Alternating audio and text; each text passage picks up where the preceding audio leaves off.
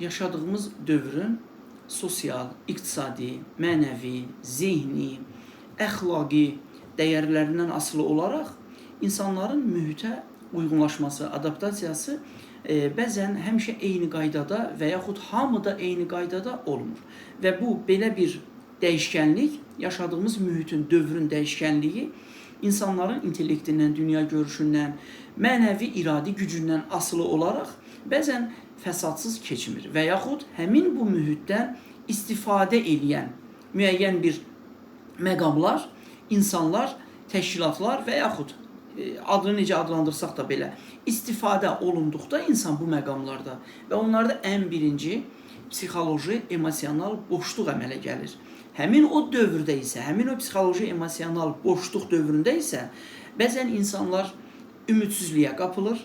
Onlar gələcək arzularını, gələcək ümidlərini təmin edə bilmir və yaxud insanlar kiminsə məsləhətindən asılı bir vəziyyətə qalırlar. Yəni mütləq onlar kimdənsə kömək istəyirlər. Mənəvi kömək, sosial kömək, ictimai kömək, bütün hallarda kömək istəyirlər ki, mən necə davranım, mən hətta özümü necə müalicə edeyim.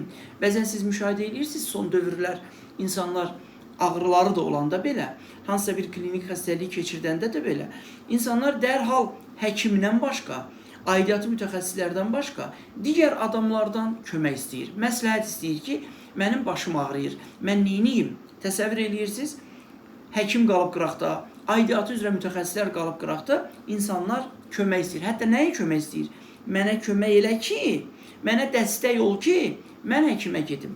Bax, bu insanlarda psixo-emosional boşluq adlamı əmələ gətirir və bu saydığımız mühitdən son vaxtlar çox məharətlə və çox çeşidli formada istifadə olunan, insanları tez-tez o hallara düçar edən bir fakt var.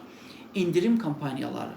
Və bizim adətən şəhər mühitində yaşayan insanlar bu kampaniyalarla tez-tez rastlaşır. Amma çox təəssüflər olsun ki, sosial resurslar, internet resursları, sosial platformalar, bu saydığımız hallar virtual qaydada insanları daha çox diqqətini çəkir. İnsanlarda daha çox maraq əmələ gətirir. Nəyə?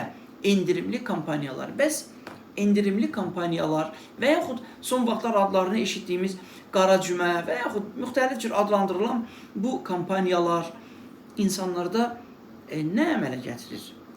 Bunlar niyə kampaniya edir? Yox. İnsanlarda hansı psixoloji bir məqamın üzərində işləyir bu endirim kampaniyaları? Ən birinci, həmin bu endirim kampaniyalarını insan eşidən kimi insanlarda bəhrələnmə, faydalanma və mənfəət əldə etmə. Bu üç tələbat formalaşır. Bu üç tələbat üstünlük təşkil edir, dominantlıq təşkil edir. Həmin bu bəhrələnmə, təmin olunma və faydalanma tələbatı insanlarda dərhal fürsət, məqam, fürsət hisslərini, emosional çalarlığı gücləndirir. Yəni insan artıq həmin bu saydığımız tələbatlar güclənən kimi endirim kampaniyası eşidəndə hər bir insan bəhrələnmək, faydalanmaq, təmin olunmaq istəyir. Amma bu tələbatlar kampaniya adı altında fürsət anlamı ilə möhkəmlənir. Yəni bu daim olmayacaq.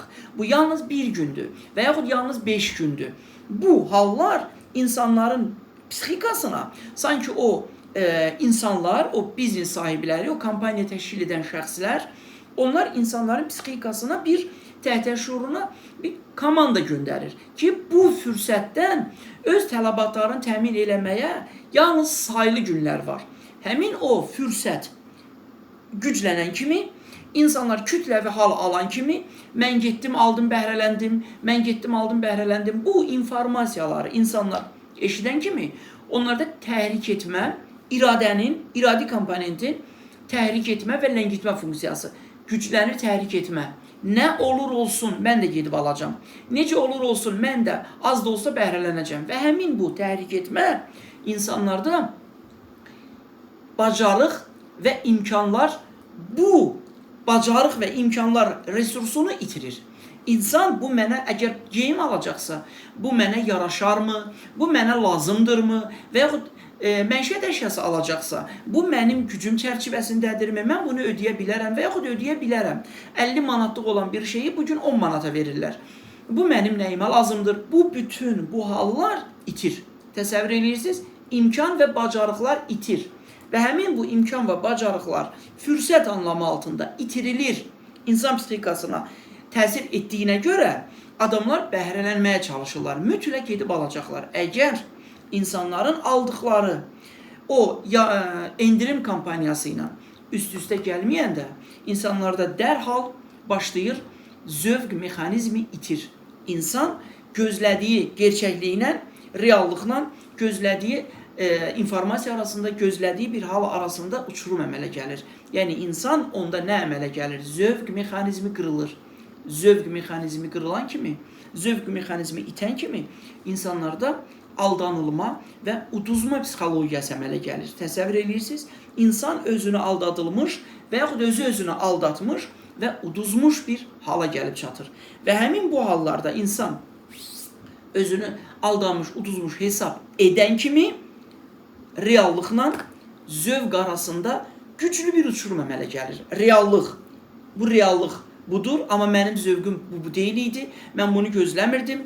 Reallıqla zövq arasında uçurum əmələ gələn kimi mini nevroz əmələ gəlir. İnsanlarda əfsusluq hissi güclənir. Heyfsilənmə hissi güclənir ki, əfsus, heyf ki belə oldu.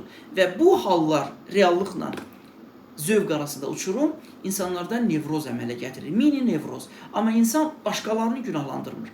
Nevrozda insanlar keçmişdən qırıla bilmir, digərlərini günahlandırır. Burada insan özünü günahlandırır ki, mən yanlış elədim.